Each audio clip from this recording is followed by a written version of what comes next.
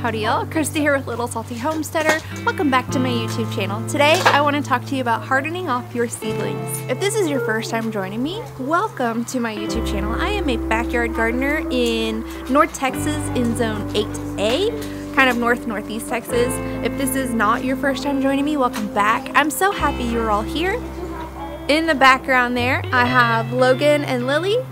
They're enjoying their spring break, and then I have the dog wondering what the heck they're doing. Okay, let's go ahead and get started.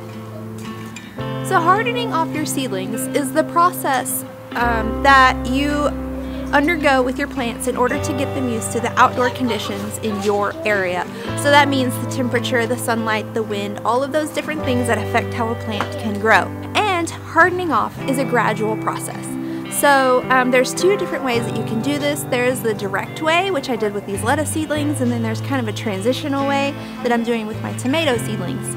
So with the direct way, you are gradually going to put your plants outdoors and increase the amount of time that they're spending outdoors until they're able to spend a full night outside without any sort of protection.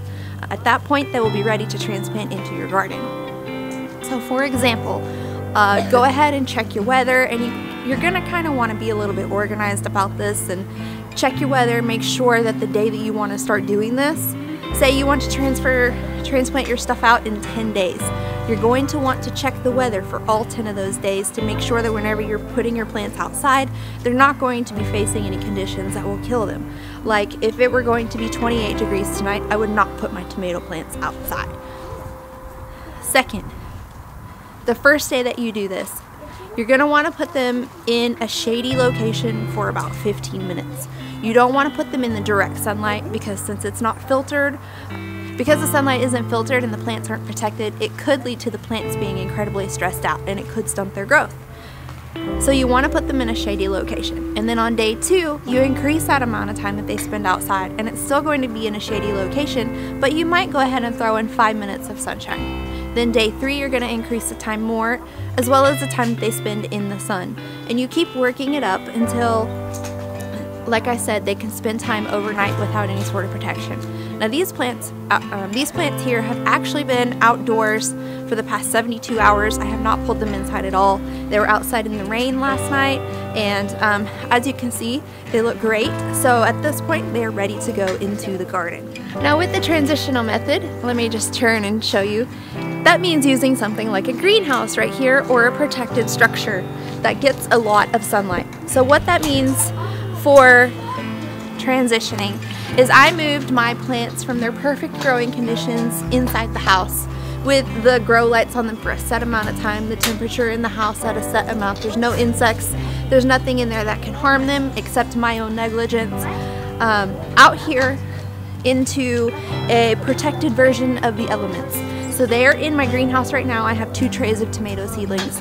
I checked the weather to make sure that from now until the time that I'm going to plant them, there's not going to be any freezing temperatures or any temperatures below 40 degrees. I'm going to wait a little while before I start this process with my peppers because I want the overnight conditions to be about 50 degrees before I bring them out because I don't want to stunt their growth. So that's the other thing, is you want to make sure that the temperatures are compatible with the plants that you're growing. Peppers love warmer temperatures, so I'm not going to rush to bring them out here. The tomatoes will do okay in the protected greenhouse at 40 degrees, and then it's much warmer during the day. So inside the greenhouse, they're getting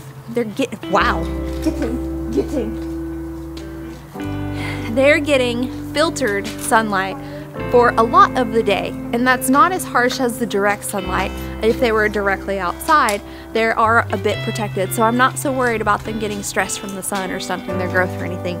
Also, they're not getting access to all of the wind right away. I do have the door open so that the breeze can go in and, you know, they can kind of work on their muscles a bit, but I'm not rushing the process for them as much as whenever you directly put your plants outside.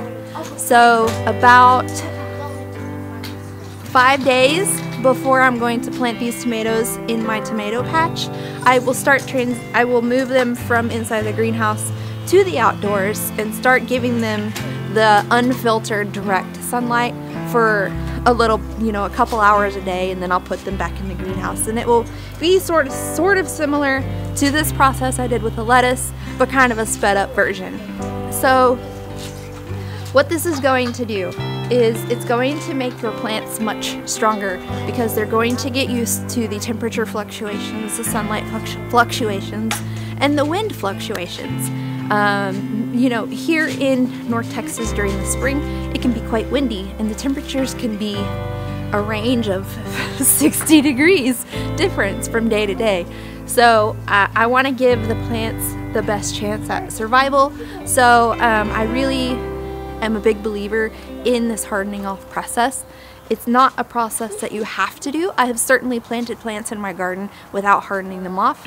However, if I would have hardened them off, they would have been stronger, healthier, higher producing, better plants. And as one final note about hardening off your plants, if you purchase your seed starts from a big box store or your local nursery, those plants are already hardened off. They're already used to the environmental conditions, so you do not need to go through this process. You can plant them directly in your garden. This process only pertains to those plants that you start from seed. Hi. You guys having fun? Yeah. Okay. Jammy day all day, huh? No. Uh-oh. Jammies all day every day. All day, every day?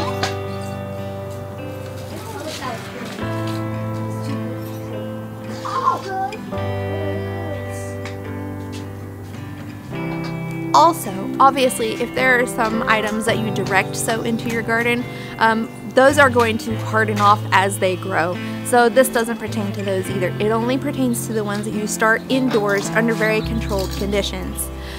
So for me personally, that is my lettuces. I have nasturtiums here that are also hardened off and ready to be planted. They're just waiting on me to get compost so that I can.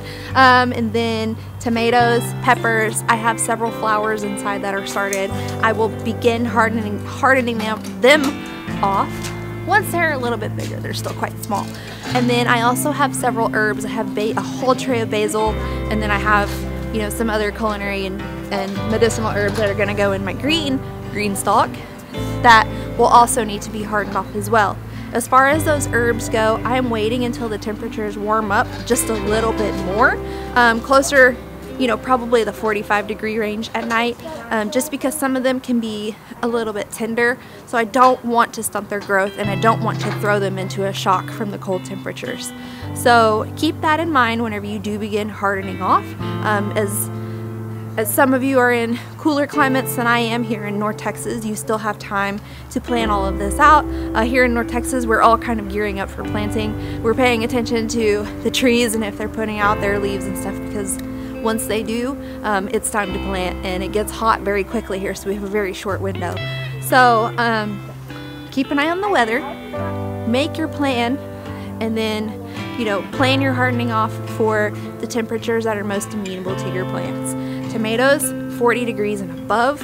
Your herbs, 45 degrees and above. Your peppers, 50 degrees and above. These are nighttime temps, by the way. Daytime, it's obviously going to be warmer. Lettuces, they can be frost tolerant. However, since they are seedlings and kind of babies, I wouldn't put them out unless it was 40 degrees. Same thing with these nasturtiums here. Most of your flowers, 45 degrees-ish. Nasturtiums actually like cooler temperatures a little better, so that's why they're already hardening off out here. That's kind of your temperature guideline there for hardening off your seedlings, and then that's the two different methods that you can use to harden off. If you know of any other methods for hardening off seedlings, please go ahead and comment them below, because maybe it's something new that everybody can learn from and use in their future gardens. But if you did like this video and you want to see more gardening content, please like and subscribe and hit that notification bell. I do have cooking videos up on Mondays for Making Delicious Mondays, and then Thursdays have all of my gardening content videos. Hi. Hello. What you doing? I just want to say, make